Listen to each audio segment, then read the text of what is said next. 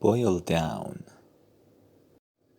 meaning to become smaller in quantity after cooking, because some of the liquid has turned to gas, or to make something do this.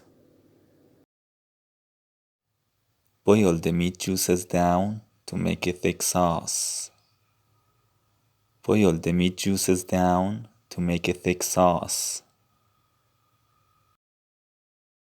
Boil over, meaning if a liquid boils over, it rises so much when it boils that it flows over the top of the container that it is in.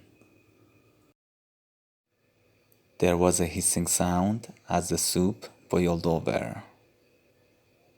There was a hissing sound as the soup boiled over.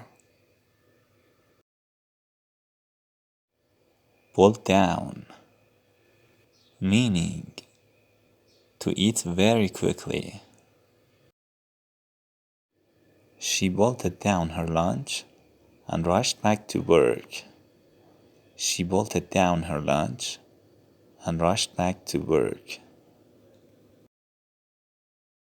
Chop up, meaning to cut into pieces, especially with a few sharp blows. Mary chopped up the onions for the salad. Mary chopped up the onions for the salad.